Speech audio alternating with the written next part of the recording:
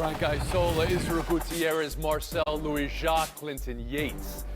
There's NFL news of the day that came out of nowhere. Saquon Barkley and the Giants agreeing to a deal.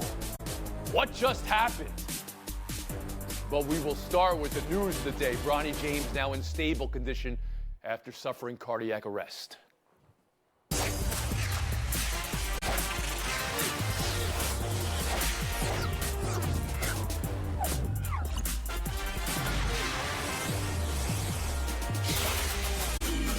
We'll be happy to get to the news of the day from sports. Saquon Barkley, Jaylen Brown's new contracts in a second. We start with the life and the frightening situation we're learning about today concerning the health of Bronny James. A Monday morning workout at USC turned urgent when the 18-year-old James collapsed unconscious. He reportedly experienced cardiac arrest. We're hearing it was a Code 3 rush to the hospital for first responders, which is emergency level. And at the hospital, James was admitted into intensive care. Today, he is out of the ICU and is in stable condition. LeBron and Savannah James, you can only imagine prayerfully what their last 36 hours have been like. Passed on their thanks to USC's medical staff through representatives. Clinton Yates, I'd like to start with you. You're in Los Angeles. Where are your thoughts right now?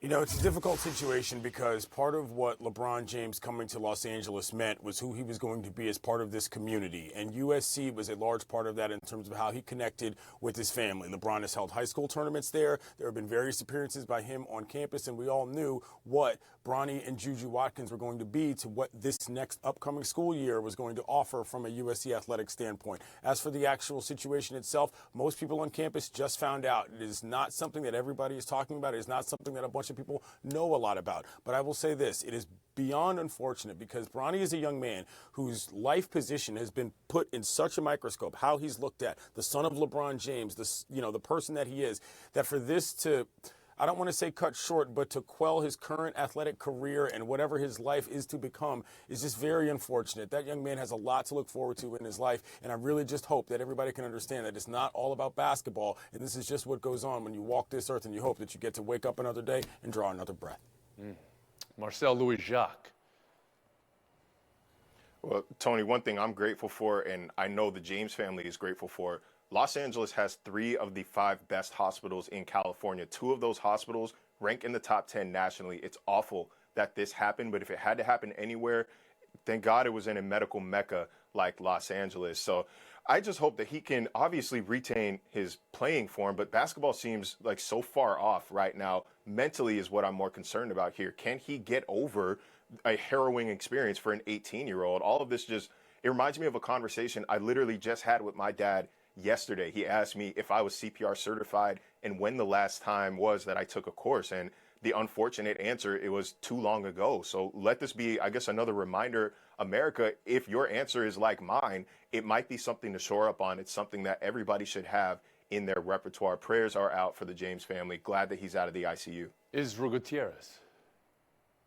Yeah, my mind goes first to LeBron and just sort of how jarring this must be for him and his family. When you think about the things that he's gone through in his life, seemed like a fairy tale, and it seemed like it would have just this finish of him and his son playing in the NBA together. And when LeBron plans something, it tends to work out. And then this is just must be so jarring for him and his family. And then for Bronny, who, again, following a career path that his father took, really worked his way up, seemed to have everything really going for him. And it's something that seems completely out of his control. Again, must just like put everything into question. And the other thing that I think of is these situations and similar situations that have happened in this sport and other sports with men or young men falling to cardiac arrest at some point. And it just makes you wonder, what's going on there? Is this a trend medically we're going to find out about? And the one thing that you do know with the James family is they're going to do their research with this. They're going to find out exactly the medical condition, or if there is one with their son, and if there's something that can be done and have him continue his career playing basketball. But obviously their perspectives and their priorities have changed greatly. And Frank Isola. Yeah, the parents got that, one of those nightmare phone calls that no parent wants to get. In cardiac arrest, that means that his heart stopped beating. And all I could think about right away was a similar situation to DeMar Hamlin from this standpoint. If it was going to happen, you want it to happen in a place where there were people that could treat you.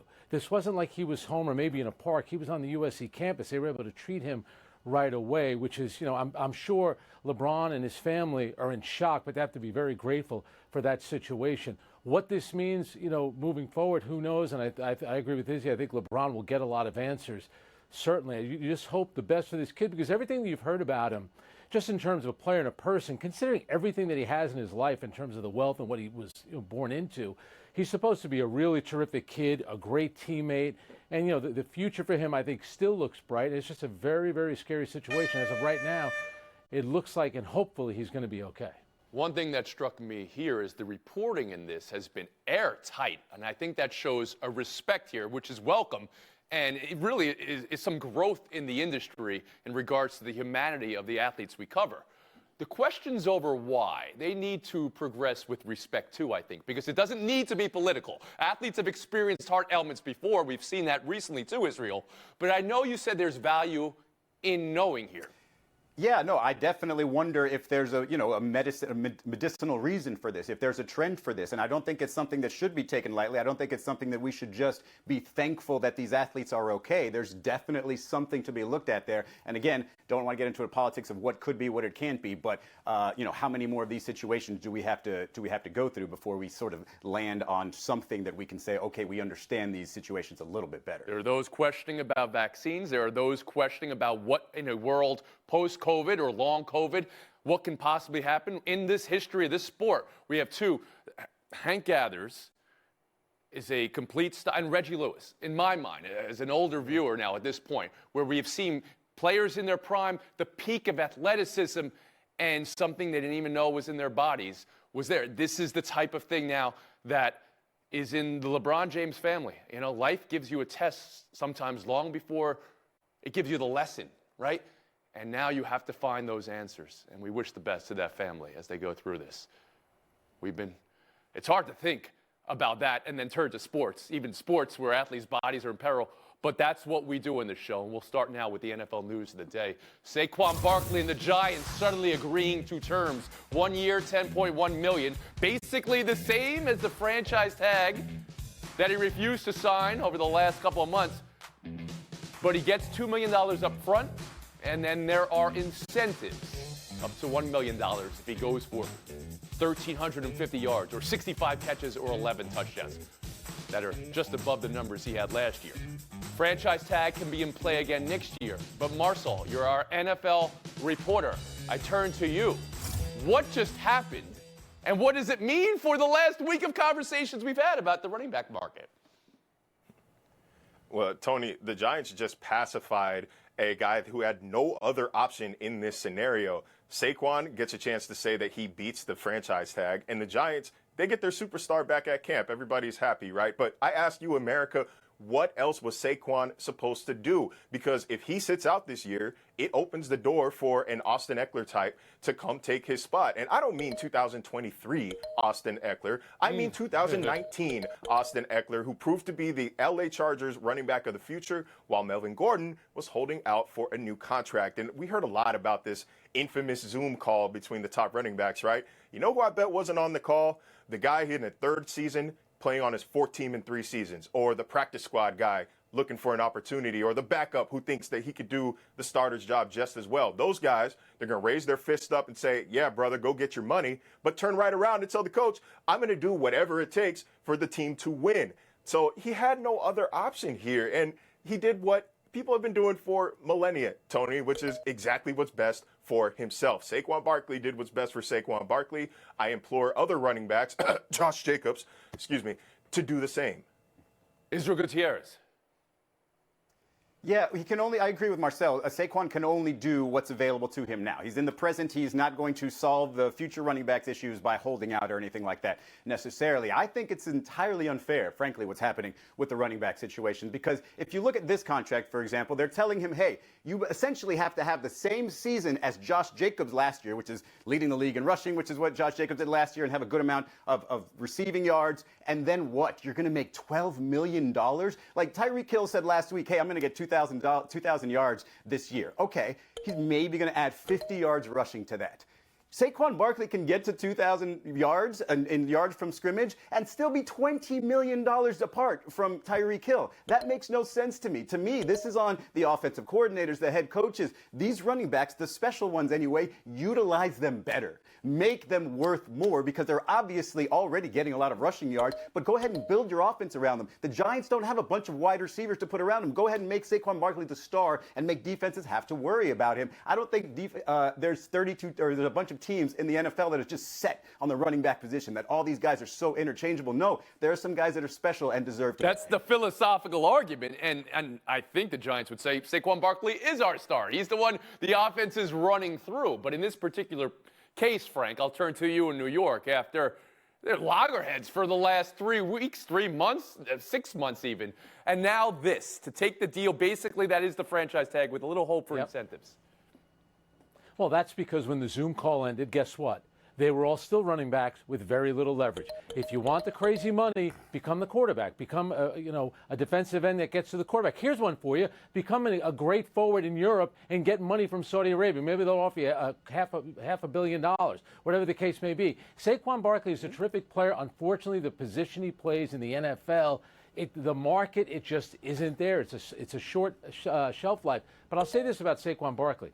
I think he did a smart thing here, because the Giants are a terrific organization. Players in New York are revered. You know how many Giant players have gone into bigger and better things when they've gone through that organization? The organization takes care of them. I think Saquon Barkley taking this deal, playing the long game, I think ultimately it was a smart move by him, and it's a great deal, obviously, for the Giants. And Clint Yates. Yeah, Saquon did what he had to do in terms of the money. And when you think about that Zoom conversation, I do think there is part of me now, and I've never believed this more than I do today, that maybe running backs should have an actual different CBA. If you want them to be developed into different players, let them in the league earlier if their actual ability to play in terms of their longevity of their career is shorter. That makes sense to me in terms of what everybody talks about. People want to say that Sean McVay out here ruined the position of running back because he said he would never sign one to a long-term deal again. Well, if you want these guys to be the players, the Marshall Falks of the world that you need, well, then let them into the league so they can do so and cash in when they have the chance and their bodies are at the best position. Saquon did what he had to do, but the conversation still continues about what the value of that position is going forward in the NFL. Marcel Louis-Jacques will give you the last word here. If being a martyr does nothing for a running back, it's like you're being stuck between a rock and a hard place, except in this case, the hard place comes with $11 million. Take your money. Not everything has to be a referendum on everything, right? I think that's a takeaway here. Giants have to be happy, though. They were staring down something maybe they realized they didn't want.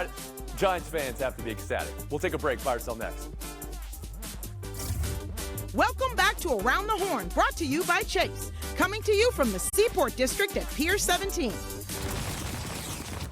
NBA news of the day now, and it's about money. Jaylen Brown and the Celtics coming to terms on a super duper max.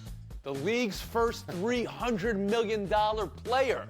5 years, $304 million to be exact, guaranteed from Boston to Jaylen Brown. And let me say this, it's amazing to me. You tell me it's apples and oranges, I say I love all fruit, okay? That in one moment we're talking about a star in the biggest sport by far, fighting for maybe $11 million from $10 million. And an equalish level star in another sport, not nearly as popular, $304 million. But here we are, Brown and the Celtics together again for the price point, Frank, buy or sell. He's getting Kylian Mbappe money. If only I had $1 for everyone who's already tweeted some variation of, can you imagine how much he would have gotten if he could dribble the ball? Because our last image of Jaylen Brown is the 8 turnovers that he had in Game 7. But I'll say this in his defense. He played very well 2 seasons ago when they made their run to the finals, and this has always been Boston's plan, to keep Brown and Tatum together. That's why Marcus Smart was shipped out, because of the luxury tax and the apron and all the other nonsense that comes with it. He is a part of their future, like it or not. $304 million for Brown, Israel, buy or sell?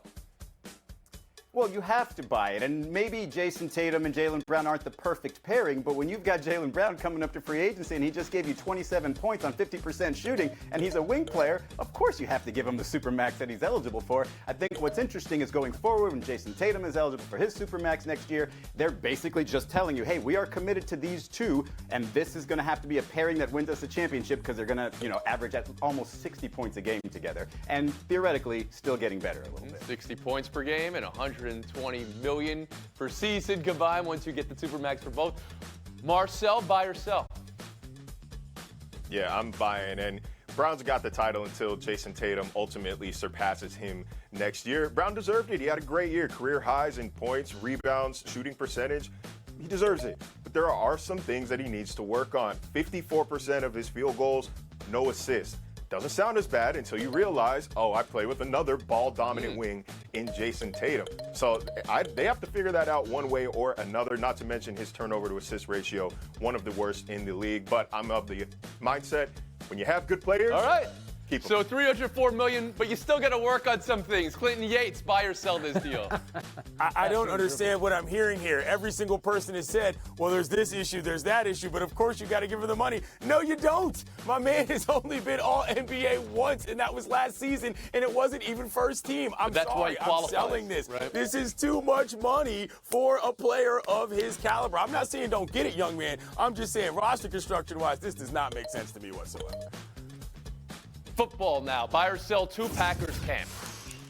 Team president Mark Murphy said something I want to know if you think is raising an eyebrow. He said that it will take a half a season to see what they have with Jordan Love. Quote, take half a season, end quote.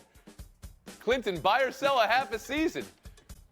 What do I tell you all the time, Tony? This is the worst coach position in the league, and this is part of it. Nobody seems to be able to make a commitment to what they actually want to do with this position. Aaron Rodgers, the stench of him at the Packers is still there, even though he's gone to New York because they could not do anything. So your argument, though, is half a season. They should take the time that it takes.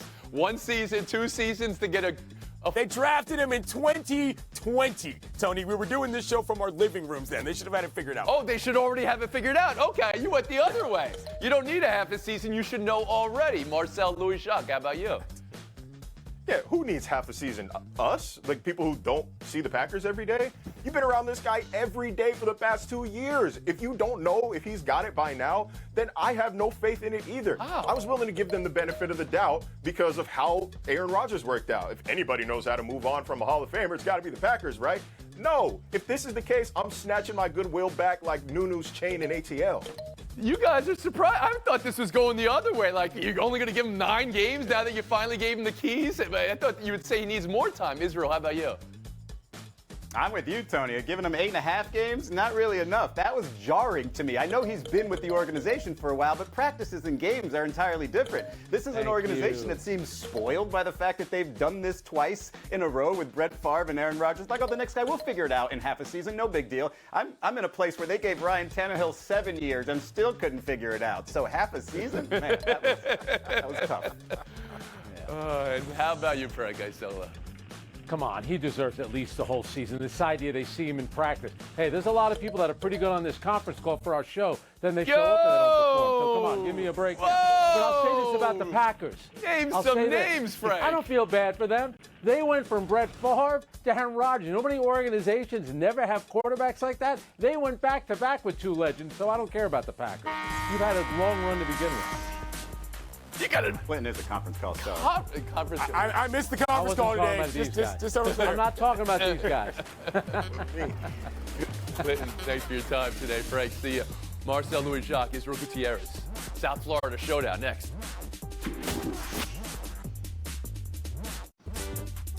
Around the Horn is presented by Corona. Please drink responsibly. Part of Happy Hour.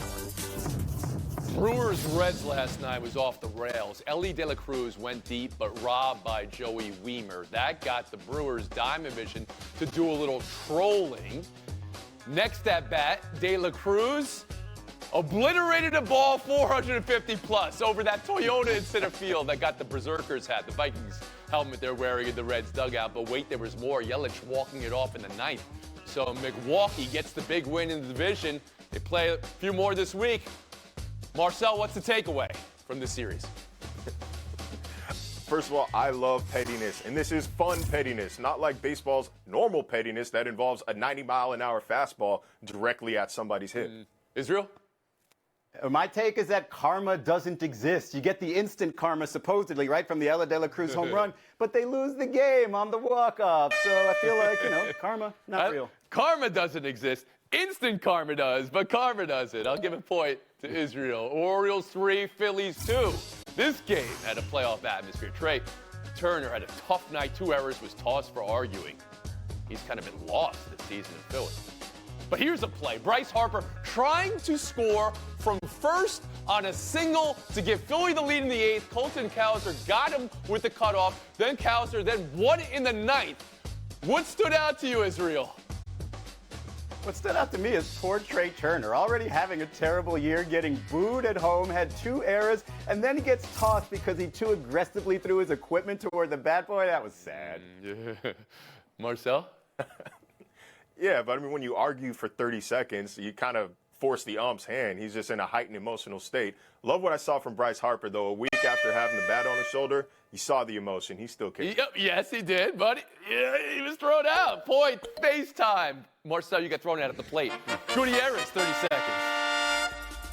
Well, tonight is game 2 of the Messi era here in Miami, Fort Lauderdale, whatever. But it's right down the street from my house. I had a friend of mine, a couple of friends go, got a little bit of advice if you're going, right? This Drive Pink Stadium was a pop-up stadium, and a lot of these seats are just kind of being added. It's kind of scaffolding seats. So whenever the people in front of you get up, your drinks that are in front of you are going to fly and hit you in the face. Be very careful. Hold your drinks in hand. Celebrate with the other hand.